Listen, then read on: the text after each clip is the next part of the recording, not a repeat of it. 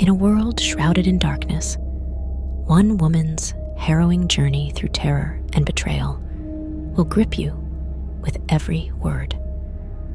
Experience the spine-chilling tale of the Devil's Wife, where escape from a deadly cult is only the beginning. Prepare yourself for a heart-pounding ride through the depths of fear and courage. When this young woman tries to escape from the grip of a demonic cult.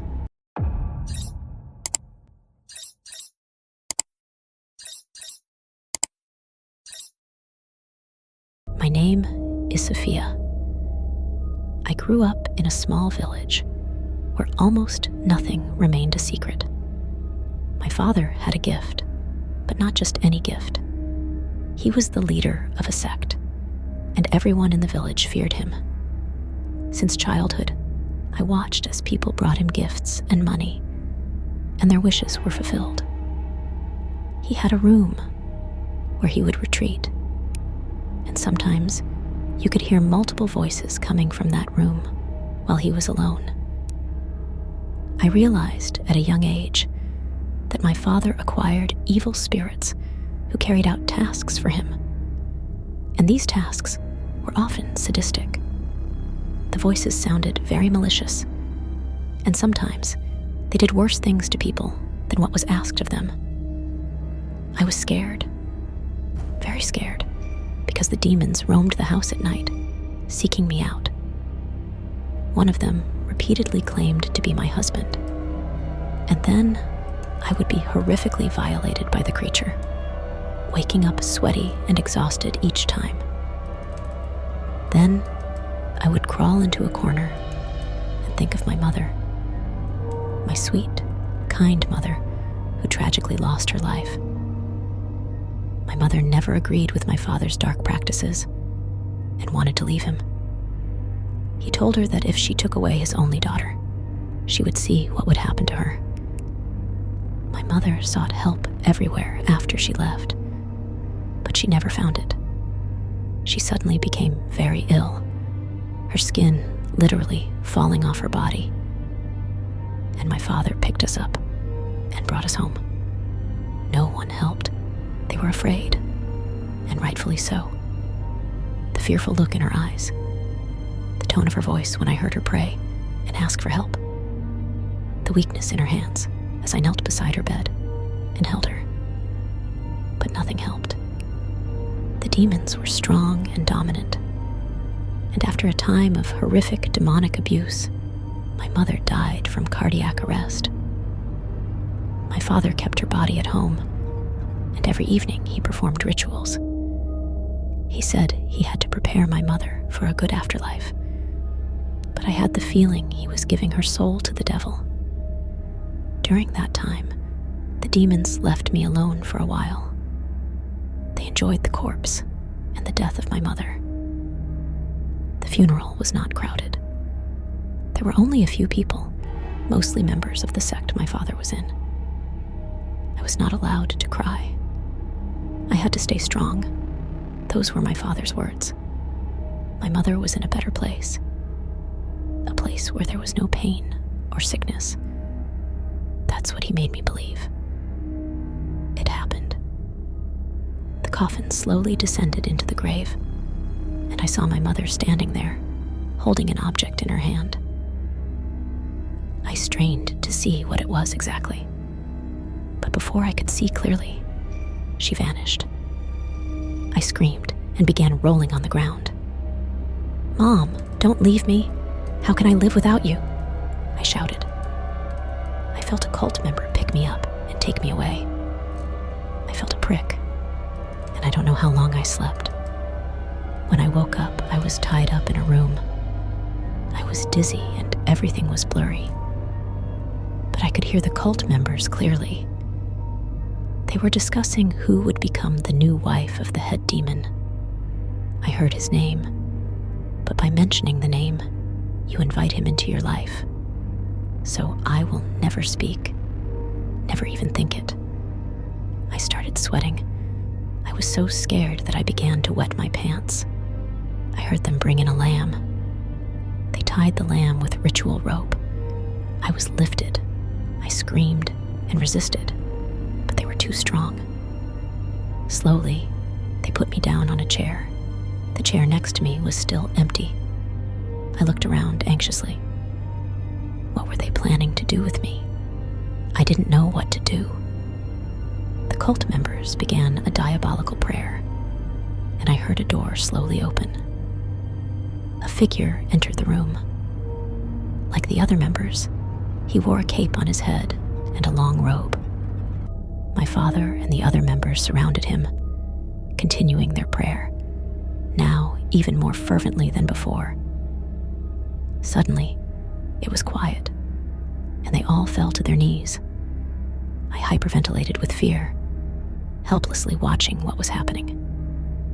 In the room, there were black candles and dead animals hanging. They had sacrificed them to this demon, but now he wanted more and demanded me. I was my father's only child. How could he do this? Unfortunately, my question was answered faster than I expected. My father hadn't been my father for a long time.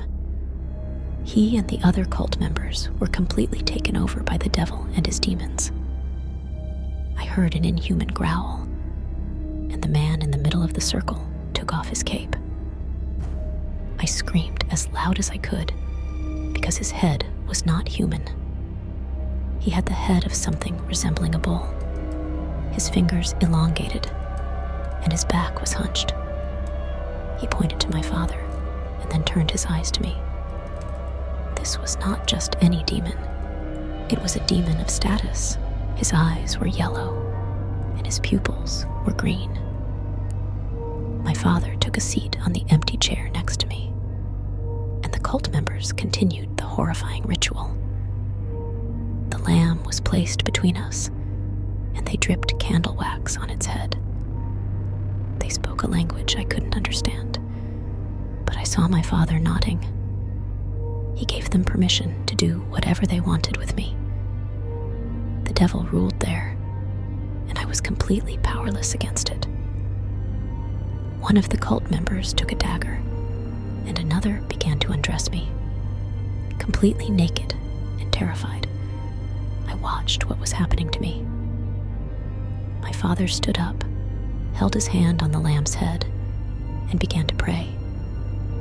I couldn't understand the prayer itself, but what I could grasp was my name being repeated. 2 cult members held me and brought me to the lamb. When my father cut the throat of the poor animal, I saw the life draining from its eyes. The warm blood sprayed over my body, and that was the moment my father became possessed by the creature who designated me as his queen. Blood was collected in a black cup. My father was no longer my father. He had the same horrible eyes as the creature. I felt someone take my hands, and they cut my fingers, and they did the same to my father. The blood of my father the lamb. And mine was mixed, and we both had to drink of it. I felt dizzy, and it seemed as if my body and mind were separated. My father picked me up and placed me on a table.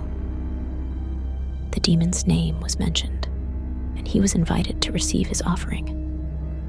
After doing that, my father climbed on top of me and took my virginity.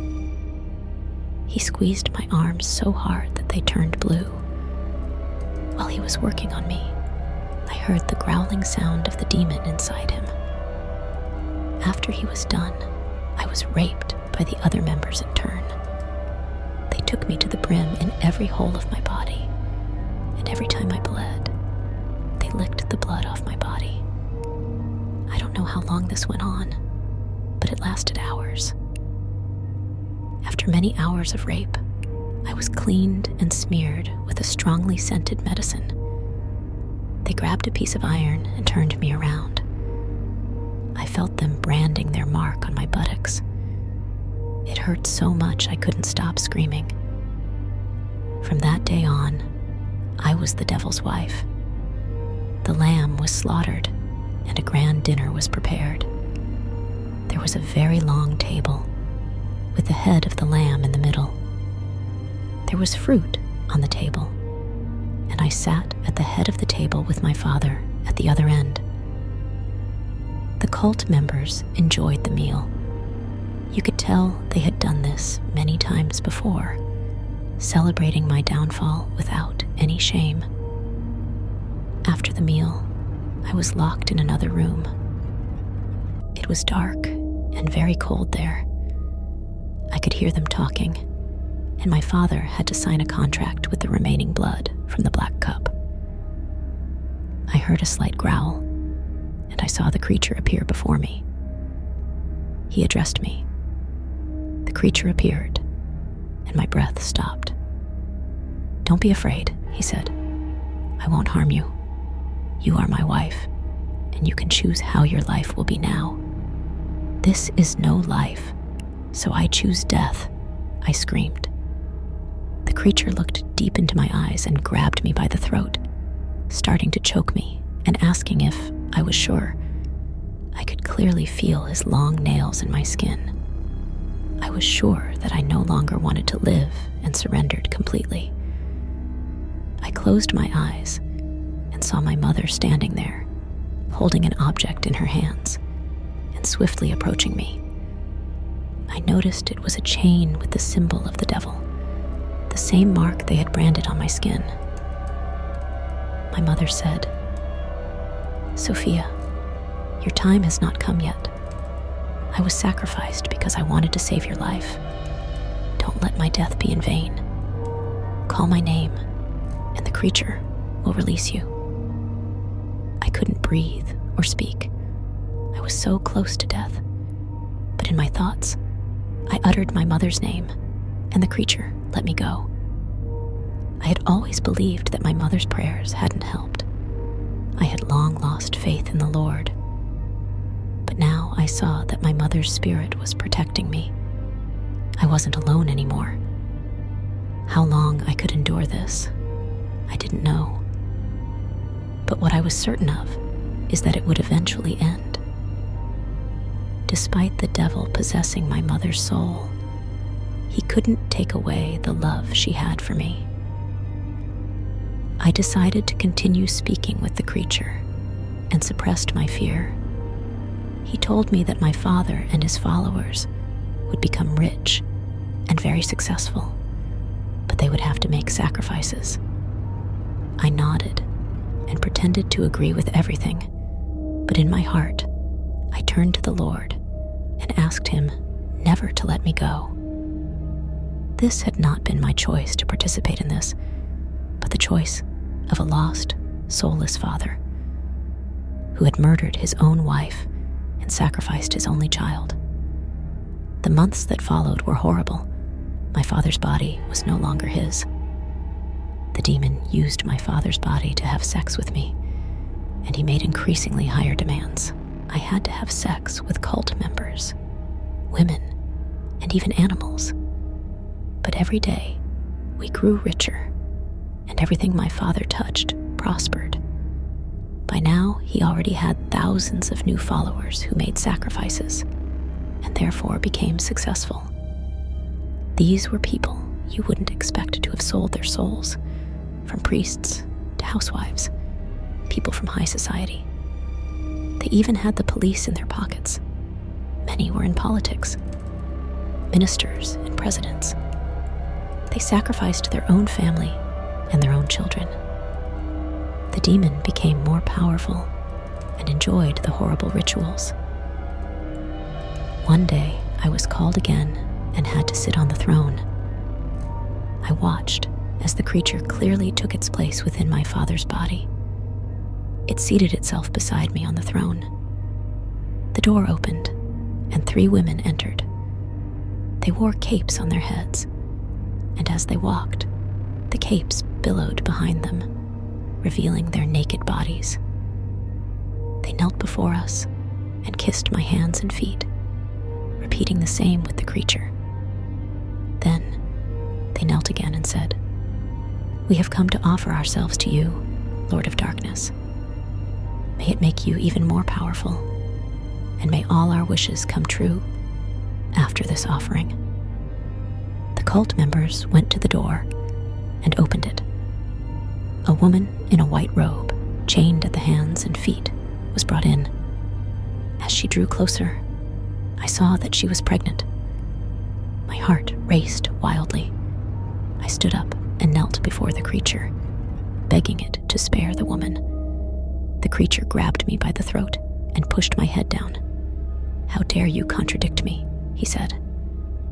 He beckoned the sect members, and they started raping me anally. I screamed in pain. But despite all the pain, I asked the creature, the woman, and the unborn to save a child. The creature held up its hand, and the members let go of me. I could clearly feel the blood flowing out of me. They had already destroyed me. But if I could save this woman, it wouldn't have been in vain. He decided to release the woman.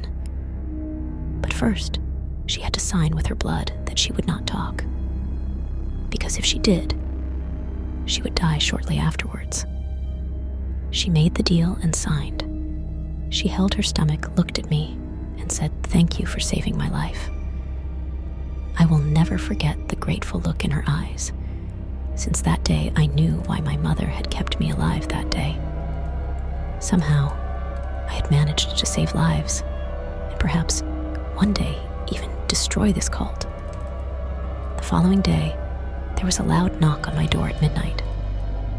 I opened my eyes and glanced at the clock. It was 3 o'clock in the morning. The knocking grew louder, and I quickly opened the door. 2 cult members glared at me maliciously and stated that I had to pay the price for saving the pregnant woman. Panic gripped me, and I stuttered. What are you going to do to me?" "We are going to prepare you for the couple ritual and fertilization," they said. I struggled with all the strength I had, but I couldn't do much.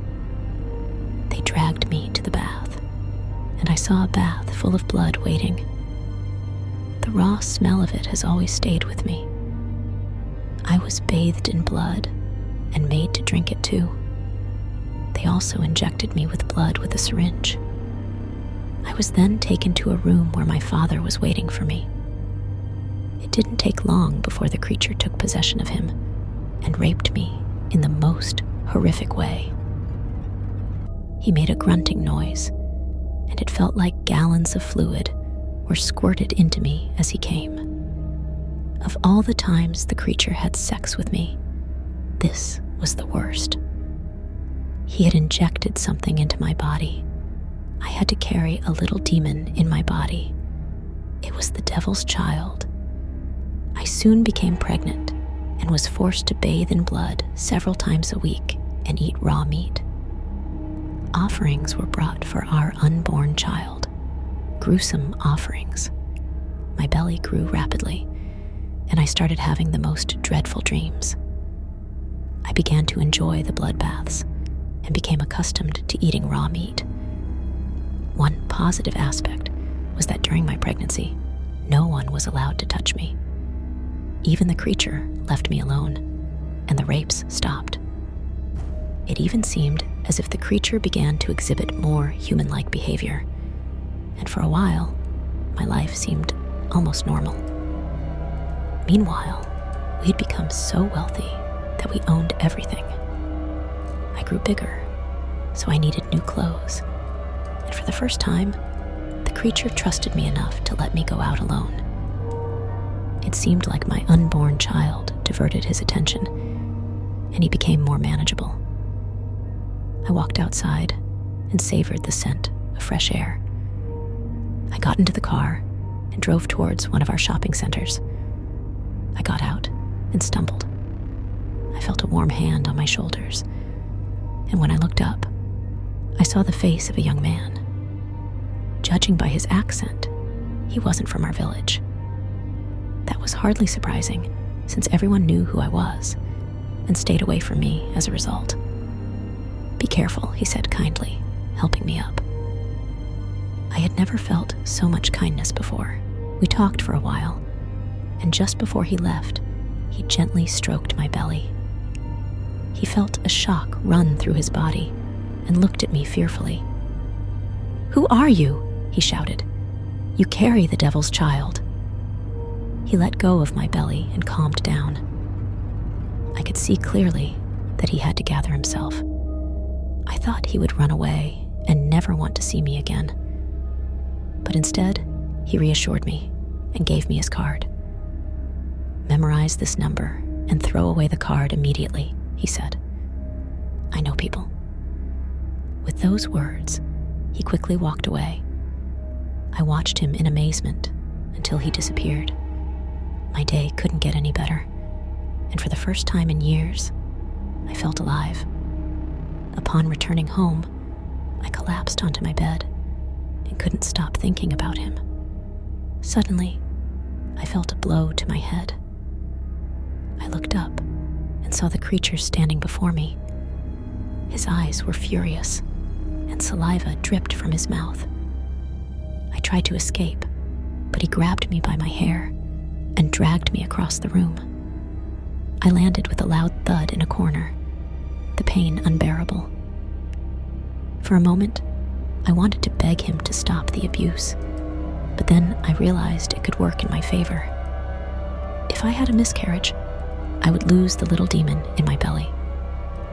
I took a deep breath and began to challenge the creature. "I hate you, and I will never be your wife. You may have my body, but you will never have my soul." The creature approached me, and I prepared myself for death and release. I longed for the afterlife and asked the Lord to claim my soul so I could find peace after death. I closed my eyes and awaited the fatal blow, but it never came. I opened my eyes and saw the creature exiting my father's body. Without saying a word, my father turned and left the room. I was left disappointed, but now I realized that the creature had read my thoughts. I realized that even the right to think had been taken from me. That was the moment I gave up. I couldn't commit suicide because the creature wouldn't allow it, and I couldn't find help because I was constantly being watched.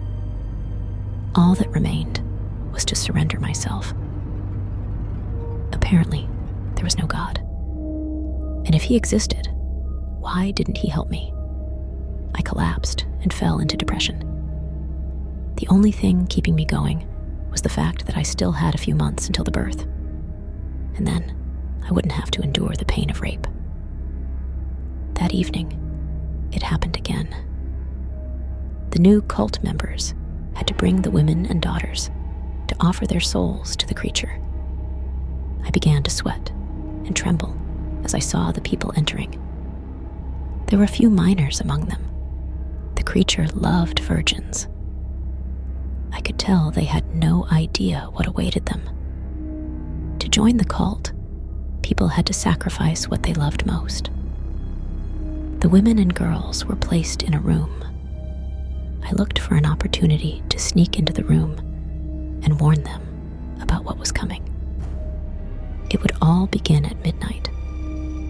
Then I would have to take my place beside the creature on the throne again.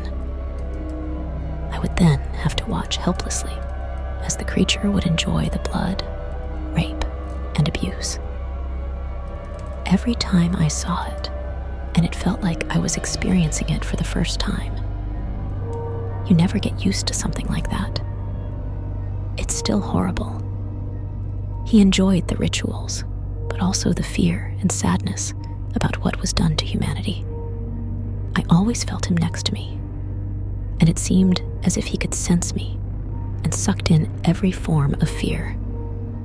I was an orphaned child. My father was possessed by the devil. His own soul seemed to exist. No longer. And my mother had been murdered and sacrificed. I had no chance, and something in me forced me to surrender and participate. But I didn't want that. To participate is to be complicit. To participate is to agree, agreeing with the devil and his workers was also not an option. It was as if something simply said, "You are his wife and bear his fruit. Reign by his side. Enjoy the wealth and power that comes with it." Was it the devil speaking to me? Or was it myself because I couldn't handle it anymore? I was confused. So many different thoughts raced through my head, but I decided to listen to the voice that chose the right path. I sneaked out of my room and tried to enter the room where the victims were held. Anxiously, I looked around, almost reaching the door when I was caught. Aaron, one of the cult members, asked me what I was doing there. I went pale and started stuttering. I looked at him, my lips trembling as I said, "Aaron,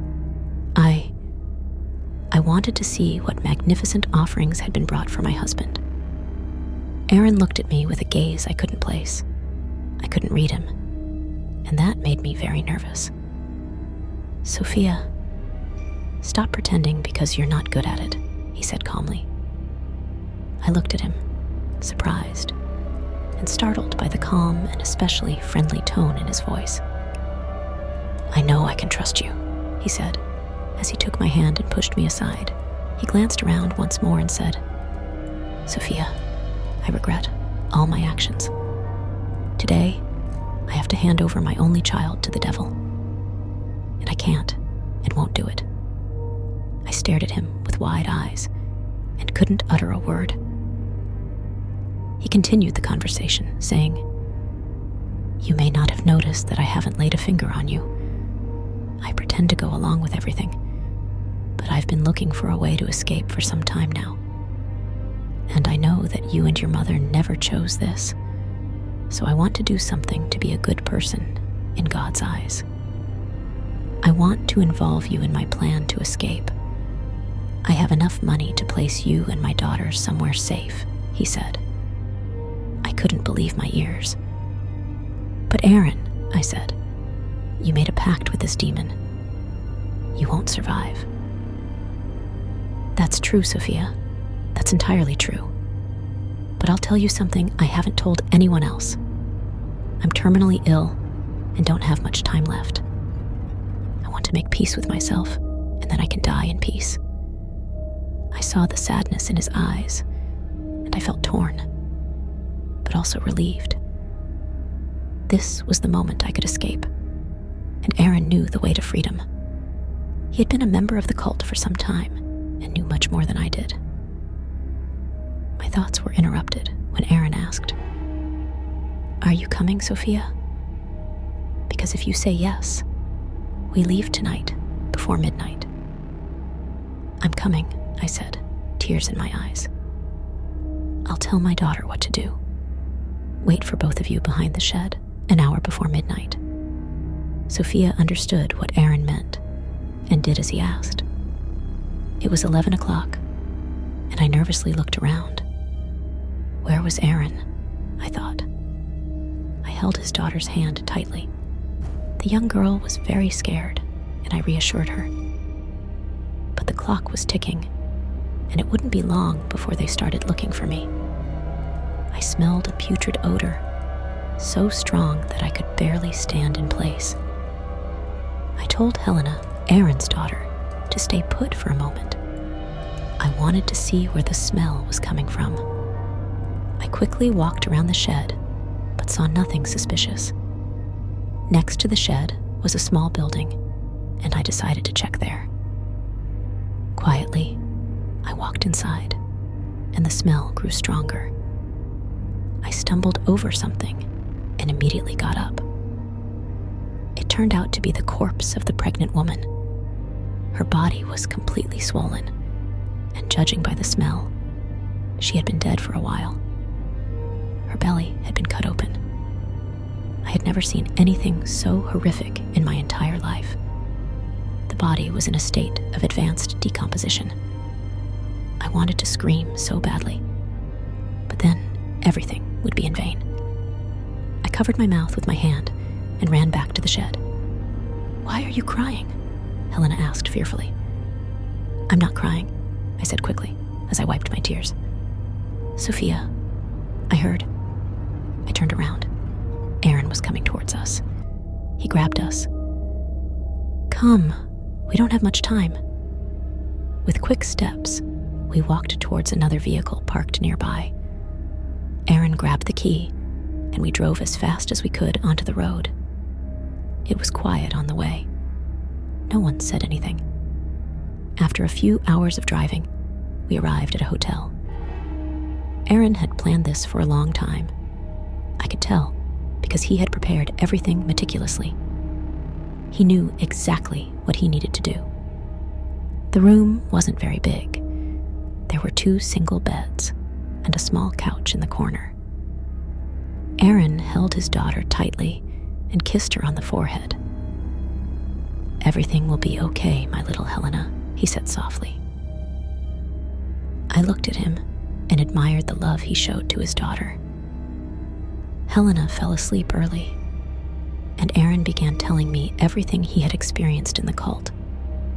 I didn't want to hear it, but I listened attentively. He needed to get it off his chest, and listening was the least I could do for him. Finally, he asked me to take care of his daughter if he was no longer around. Her mother died because of me, and I don't trust anyone else. You know how everything was. The outside world will never understand. I know you're still young, but I have a lot of money hidden away. You'll never have to work. He told me where the money was and gave me the number of a man whose relationship he didn't want to disclose. Through this man, Helena and I could leave the country. I listened attentively, taking it all in. It was late, and we decided to go to sleep because we still had a long way to go. Around 6 o'clock in the morning, I woke up to a strange voice. I looked around and saw that Helena was still asleep. I saw the creature clearly hovering over Aaron. I froze in fear. The creature pressed down on Aaron's chest, and I saw a struggle taking place. Quickly, I went to Helena and woke her up. She looked towards her father and began to cry. She saw her father literally wrestling with something invisible to her, but visible to me. The sight of the creature was spared from her pure soul. Aaron reached for his bag and swung an object at the creature. The creature vanished, but it was too late. I saw the life drain from Aaron's eyes. I covered Helena's eyes. I'll never forget the sound of her crying. Aaron had died from the effects of the creature's attack. The object he had used to ward off the creature lay on his chest. Slowly, I walked over to it, and it turned out to be the necklace my mother had shown me earlier. I picked it up and put it around my neck. "Come on, Helena. We need to get out of here." Helena ran to her father's body and refused to let go. I hugged her and said, "There's no time for this now, Helena. Our lives are in danger. So many people have died already. Let's make sure your father's taken care of and that you stay alive." I grabbed the car and set off in search of the nearest opportunity to call the man from the shopping center. He was our only hope now. During the journey, Helena was very quiet, and occasionally I saw a tear. I didn't know how to comfort her, but one thing was certain. Aaron had saved us and entrusted his daughter to me, and I would protect her as best I could. I wanted to call the man from the shopping center as soon as possible, and after a while, I saw a phone booth. I quickly pulled the car over and asked Helena to wait for me in the car. I was so nervous that I had forgotten the number. I closed my eyes and thought deeply. I visualized the digits of the number and began dialing. My heart beat faster as it rang. "Hello?" came the voice from the other end. I had to swallow and concentrate deeply to tell the story. I just didn't know where to begin. A heavy wave of emotions swept through me. Taking a deep breath, I recounted everything that had happened to me. After I had finished, there was a moment of silence on the other end of the line. I heard a deep sigh. "Let's introduce ourselves first. I'm Ricardo. What's your name?" I felt a moment of embarrassment because I had never formally introduced myself. I chuckled sheepishly and said, "I'm Sophia. Nice to meet you." Ricardo laughed, and his calm demeanor allowed me to relax for a moment. He asked where I was, and it turned out he was somewhere else entirely. Now, I started to panic slightly. He reassured me and asked if I had any options to get to him as soon as possible. I immediately thought of the number Aaron had given me. I promised Ricardo I would call him back and ended the call. The other number rang, and a friendly voice greeted me on the other end. "Hello, this is Lucas." "Hello, it's Sophia," I stammered. Lucas immediately asked where Aaron and Helena were. I explained that the creature had taken Aaron's life. I could clearly hear the pain in his voice, but he kept himself composed. He asked me to drive to a certain point where he would pick us up. I breathed a sigh of relief, and for the first time in my life, I felt free and experienced what it was like to be happy. We drove quickly to the point where Lucas would be waiting for us. As I approached, I saw a tall, slender man with a thick mustache standing there. I got out and asked Helena to stay in the car. Lucas walked towards me, and we introduced ourselves.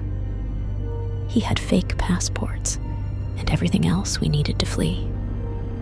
I told him I needed to go to Ricardo for help, but he advised me to follow Aaron's plan. He also said that only former cult members knew how to get rid of the creature. I decided not to call Ricardo just yet. After all, Aaron had not lied to me so far, and he would never put his daughter in danger. We left the car behind and went with Lucas. Along the way, Helena and I quickly fell asleep. I dreamed that I was in a large park. There was music playing, and everyone was happy. With a big smile on my face, I walked past the many stalls that were set up. There was everything available, and I could literally taste the food in my mouth. Suddenly, I saw Helena. She screamed as she was grabbed by a man who lifted her up and took her into a large building with heavy doors. I chased after her, but just before I could open the door, I saw my mother standing there. She pointed to the necklace and uttered a brief prayer. "Protect yourself against the creature," she said, then disappeared. I struggled to pull open the heavy door. I had to save Helena. With great effort, I managed to pry it open and found myself in a dark room. I couldn't see anything at all, just felt around me. In the distance, I saw several candles burning, casting light into the room. I breathed a sigh of relief and headed towards the light. There was a small room next to the candles. I opened it and saw the man tying up Helena. She lay on a table, no longer screaming. With a helpless look in her eyes, I yelled at the man to release her immediately, and he turned around. It was Lucas. I woke up drenched in sweat, looking around and realizing I was back home. Lucas and the other sect members came to pick up Helena and me. I fought with all my strength. How could we have slept for so long? I thought anxiously. Lucas had given us food and drink along the way, drugging us. "How could you do this to us?" I shouted as they took us away. Lucas didn't look at me, just stared straight ahead. They threw us into the room where my father was already waiting, along with the other sect members. The throne next to him was occupied by a young woman. You could clearly see the fear in her eyes. She didn't want any of this. It wasn't her choice. I knew exactly how she felt. Helena cried and trembled, and I could clearly see the entity taking its place in my father's body. "You have greatly disappointed me," he said. "Aaron is already in hell, and you will follow. Tonight is the last day your soul will inhabit your body. I will end your life. But first, you must watch as your dear Helena undergoes her punishment." We were seized and bound to chairs. I looked around anxiously, waiting to see what awaited us. The entity's voice echoed through the room as he called Lucas forward. "Claim your reward for delivering these wretches." The door opened, and Lucas's wife and daughter ran to him, crying. It was then that I truly understood the extent of Lucas's betrayal. It was either of us or his family. I will never forget how sadistic this entity truly is, as long as I live. We were taken to the torture chamber. It was dark and cold there. I recalled the first time they had thrown me into that place, and how the entity had appeared before me and addressed me. I held Helena tightly. She was so scared that she had wet herself. I asked her to pray together, and we did. I closed my eyes and saw my mother. The new wife of the devil stood beside her, and they smiled. When I opened my eyes, I felt something deep inside me that I couldn't quite place. A sense that everything would be okay. That wherever I went, it would be a redemption, not a curse. I decided to share this with Helena and promised her that our souls would remain together. The child became frightened, but I continued to comfort her. Suddenly, I heard the door open softly. I crouched in a corner, ready for a fight. "Shh, it's okay," a voice whispered. To my astonishment, it was the devil's wife. "I'm Janine, and I'm here to help. Lucas has his wife and daughter back, and he's going to set the whole place on fire. Then, we'll all escape. Anyone who stays behind will burn. Special rituals have been performed so the entity won't immediately realize what we're planning. So, when you get the chance, make sure to flee to the parking lot. You will be picked up in a few hours. They plan to give Helena as a gift to Lucas so that he can rape and abuse her.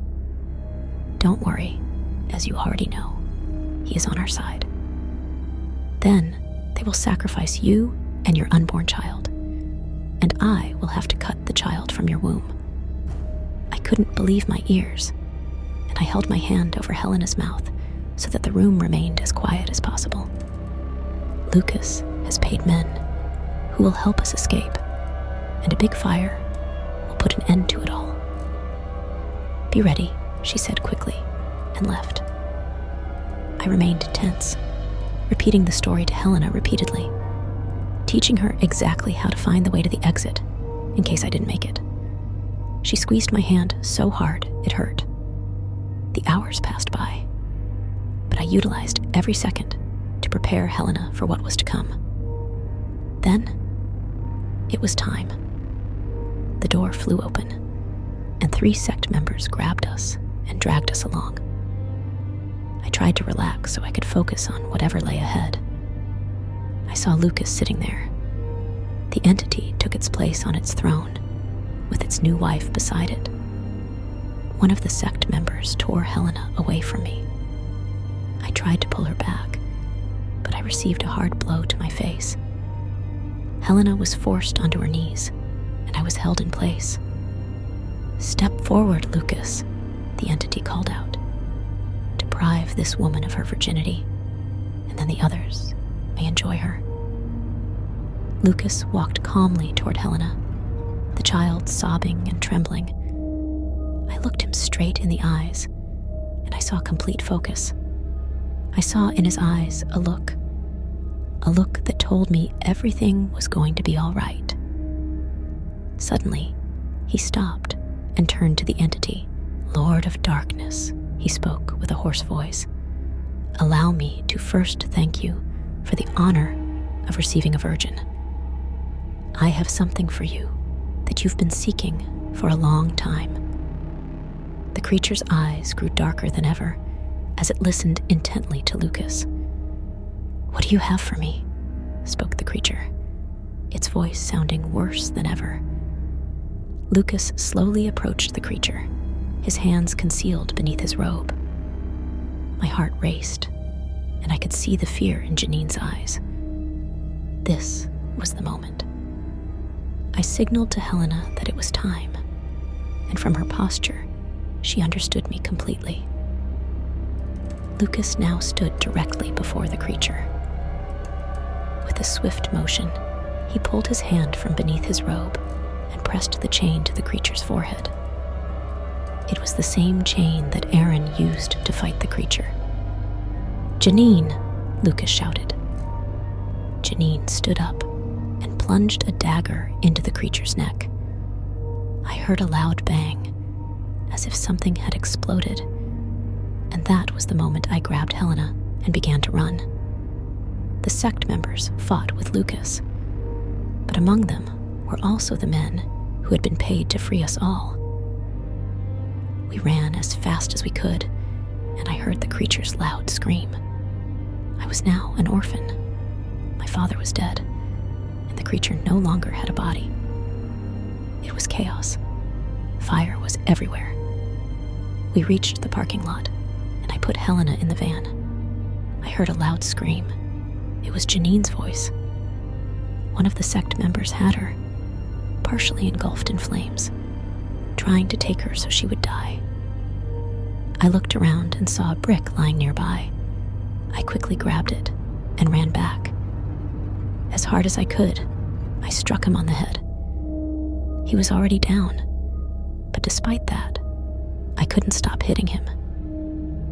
He was also one of the members who had raped me multiple times.